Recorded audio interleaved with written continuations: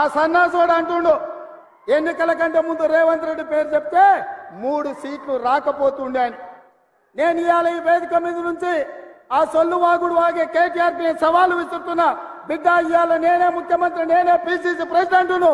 రేపు రాబోయే పార్లమెంట్ ఎన్నికల్లో నేను సవాలు విసురుతున్నా.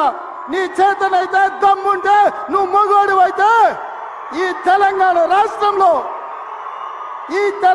రాష్ట్రంలో బిడ్డ ఒక్క సీటు గెలిచి చూపించు. నీ అయ్యా నువ్వు వస్తావో నీ అయ్య వస్తాడో మా కార్యకర్తలు చూసుకుంటారు. బిడ్డ, నువ్వు అనుకుంటున్నావా అల్లా తప్పగాడని? అల్లా తప్పగాలం కాదు, అవులగాలలాక అయ్య పేరు చెప్పుకొని కుర్చీలో కూర్చోలేదు సన్నాసోడా.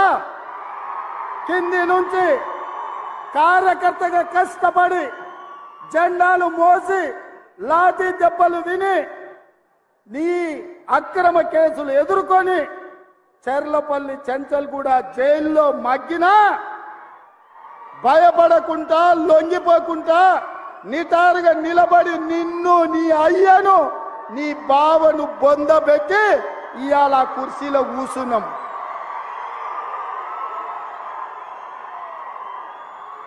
ఈ కుర్చీ ఇనాం కింద వచ్చింది కాదు, ఈ కుర్చీ అయ్య పేరు చెప్తే వచ్చింది కాదు బిడ్డ. నల్లమల్ల అడవి నుంచి తొక్కుకుంటూ వచ్చి నీలాగటో నెత్తి మీద కాలు పెట్టి తొక్కి ఆ కుర్చీలో కూర్చోబెట్టింది మా కార్యకర్తలు. ఇవాళ కుర్చీ ఉందంటే అది మా కార్యకర్తల త్యాగం. ఇవాళ కుర్చీ ఉందంటే మా కార్యకర్తల పోరాటం. ఈ కార్యకర్తలు వీళ్ళు నాకు అండగా నిలబడ్డంత కాలం, నన్ను భుజాల మీద మోసినంత కాలం, నువ్వు కాదు, నిన్ను పుట్టించిన నీ అయ్య కాదు, వాళ్ళ దేవుడు వచ్చినా ఈ కుర్చీని తాకలేరని నేను ఇవాళ చెప్పదలుచుకున్నా. ఇవాళ ఆయన మాట్లాడుతుండు మేము సోషల్ మీడియా ఉంటే మేము గెలిచేటోళ్ళమని. అరే సన్నాసోడా, ఉన్న టీవీలన్నీ సుట్టపొల్లవే కదరా. మాకేమన్నా టీవీ ఉందా? మాకేమన్నా పేపర్ ఉందా? మా అయ్య చూపించుకోవడానికి ఏమన్నా టీవీ ఇచ్చిండా? రాసుకోవడానికి ఏమన్నా పేపర్ ఇచ్చిండా? సొల్లువాగుడు వాగడానికి మాకేమన్నా మైకులు ఇచ్చిండా? సాయంత్రం పూట సేద రీయడానికి జూబ్లీహిల్స్ లో సినిమా వాళ్ళ గెస్ట్ హౌస్లు ఏమన్నా మాకు ఇచ్చిండా? ఏమిచ్చిండా? మా కార్యకర్తలు కష్టపడితే, మా కార్యకర్తలు నిలబడి కొట్లాడితే మాకు ఇవాళ ఈ అధికారం వచ్చింది. ఇవాళ నువ్వు చేసే తప్పుడు పనులు మా కార్యకర్తలు సోషల్ మీడియాలో పెట్టారు. మాకు ఆ ట్యూబ్ అక్కర్లేదు, ఈ ట్యూబ్ అక్కర్లేదు, ఏ ట్యూబ్ అక్కర్లేదు. బిడ్డ, నీ ట్యూబ్ లైట్ వలగొట్టే బాధ్యత మాత్రం మేము తీసుకుంటాం. ఆయన చివరికి దివాలా చెడి యూట్యూబ్ ఛానల్ పెట్టుకుంటామంటుండు. అట్లనే కృష్ణానగర్లో ఏదైనా బ్రోకర్ దందా కూడా పెట్టుకో. అది ఇది రెండు కలిస్తే బాగానే నడుస్తుంది నీ వ్యాపారం. ఇప్పటికి కూడా సిగ్గురాలే. వాళ్ళ కుటుంబం తోసుకుంటే తెలంగాణ ప్రజలు చెప్పు తీసుకొని కొట్టిండ్రు అనే సంగతి ఆయనకు అర్థం కాలే.